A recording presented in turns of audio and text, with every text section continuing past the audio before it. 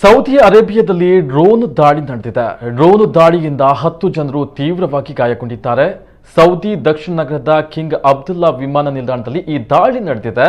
ವಿಮಾನ ನಿಲ್ದಾಣದಲ್ಲಿ ಇಂದು ಬೆಳಗ್ಗೆ ಸ್ಫೋಟಕಗಳು ತುಂಬಿದ ಡ್ರೋನ್ ದಾಳಿಯನ್ನು ನಡೆದಿದ್ದು ಪರಿಣಾಮ 10 ಜನರಿಗೆ ತೀವ್ರ ಗಾಯವಾಗಿದೆ.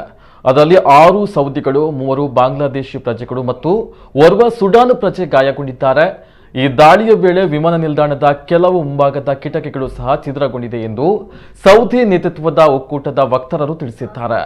ಸೌದಿ ನೇತೃತ್ವದ ಸೇನಾ ಒಕ್ಕೂಟವು 2015ರಲ್ಲಿ ಯೆಮೆನ್ನಲ್ಲಿ ಮಧ್ಯ ಪ್ರವೇಶಿಸಿತು. ಈ ಪರಿಣಾಮ ಅಧ್ಯಕ್ಷ ಮನ್ಸೂರ್ ಹಾದಿ ಅವರ ಉಚ್ಚಾಟಿತ ಸರ್ಕಾರದ ಬೆಂಬಲ ಪಡೆಗಳು ಮತ್ತು ಇರಾನ್ ಹೊಂದಿಕೊಂಡ ಹೌತಿ ಗುಂಪಿನ ವಿರುದ್ಧ ಹೋರಾಡುವುದು. ಈ ಕೃತ್ಯ ಯಾರು ಮಾಡಿದ್ದು ಎಂದು ತಕ್ಷಣಕ್ಕೆ ಹೇಳಲು ಆಗ್ತಾ ಇಲ್ಲ.